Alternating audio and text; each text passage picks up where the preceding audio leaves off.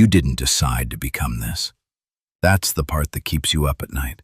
You didn't sit down one day and choose to scroll for 2 hours before bed, or pour that third drink, or go back to the cigarettes, or spend money you don't have on things you don't need.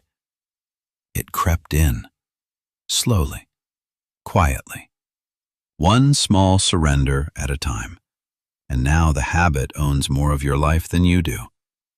You've tried to stop, more than once. You went hard, cold turkey, white-knuckled through 3 days, and then something cracked, and you were back. And somehow worse than before. Because now you have the failure layered on top of the habit. Now there are 2 things eating you. Here's what nobody told you. The reason you keep losing this fight is not weakness. It is strategy.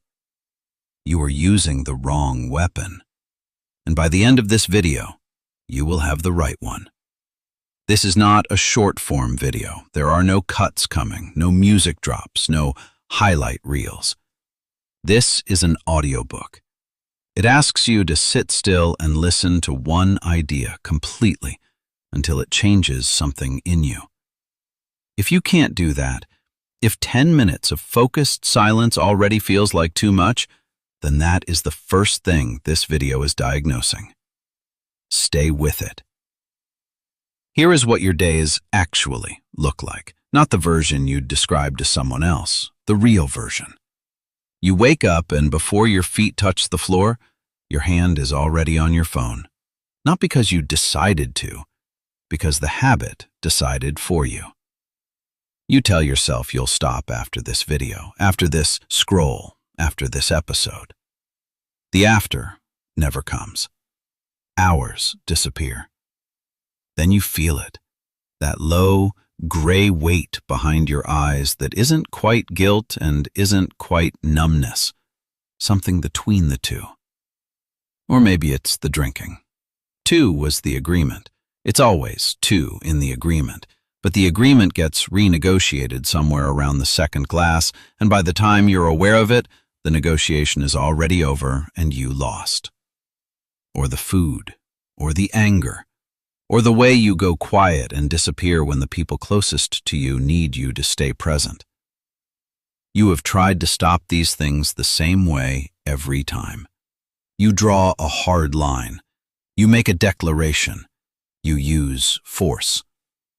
And the habit waits, patiently, because it knows something you don't yet. It knows that willpower is a finite resource, and it is far more patient than you are. There is a Japanese principle called Kaizen.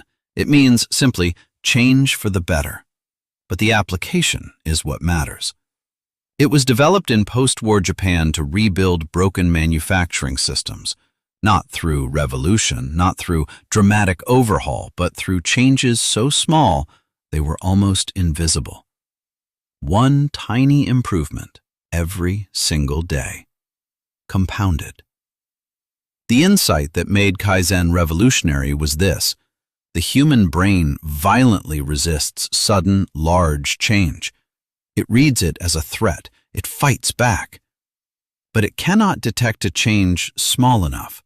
It has no alarm for 1%. Toyota engineers used this to transform entire factories, not by shutting everything down and rebuilding, by adjusting one bolt, one process, one small thing.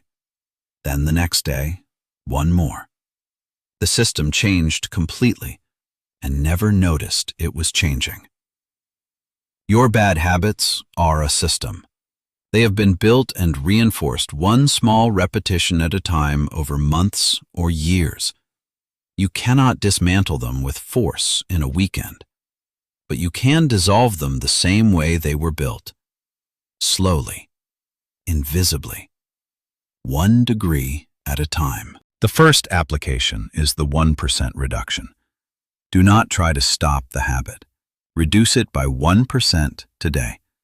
If you scroll for 2 hours each night, scroll for 1 hour and 58 minutes. If you smoke 10 cigarettes, smoke 9.5. If you drink 4 nights a week, Drink 4 nights, but pour slightly less. This feels insultingly small. That is exactly why it works. You are not triggering the brain's resistance mechanism. You are moving beneath its radar. Do this every day for 30 days. By day 30, the numbers have shifted dramatically and your brain never raised the alarm. 1% is not nothing. 1% compounded is everything. The second application is environment design before willpower. Kaizen masters understood that a system performs according to its environment, not its intentions. Stop relying on willpower at the moment of temptation. You will lose that fight every time. Instead, change the environment before the temptation arrives. Phone charges in a different room tonight. The alcohol goes on the highest shelf, behind things, out of sight. The cigarettes stay in the car, not your pocket. You are not testing your strength. You are removing the test entirely. Every meter of distance between you and the habit is a second of pause, and a second of pause is enough to break the automatic sequence. Design your environment today, before tonight comes, before the craving does. The third application is replacement, not removal.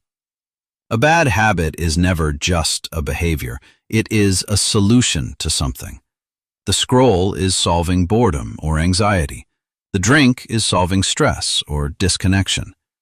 Remove the solution without addressing the problem, and the pressure builds until something else breaks. Kaizen does not ask you to endure. It asks you to substitute. When the craving arrives, do not fight it. Replace the action with something that addresses the same need. Anxious? 2 minutes of slow breathing, not because it sounds good, but because it biologically lowers cortisol faster than a phone does. Stressed? A 10-minute walk, because movement processes the same chemicals the drink was trying to manage. Match the replacement to the need underneath the habit. Then reduce that replacement too, slowly, as the underlying pressure finds healthier channels over time. When a man applies Kaizen to a bad habit, the change is quiet. That is what surprises people. They expected a dramatic story of white-knuckle willpower and breakthrough. Instead, it's just one day they realize they haven't done the thing in 2 weeks, and they aren't even fighting it anymore. The craving came and went, and they didn't feed it, and the next one was smaller, and the one after that, smaller still. He moves through his evenings differently, not rigid, not straining, just free in a way he forgot was possible. That is what the dissolution of a bad habit actually feels like. Not victory, just the absence of the weight. That is where we stop today. One concept, applied 3 ways. The work is not in the listening. It is in the 1% reduction you make tonight, before you sleep. Legacy audiobooks, for the man who is done performing and ready to become. Small is not slow. Small is how the water cuts the stone.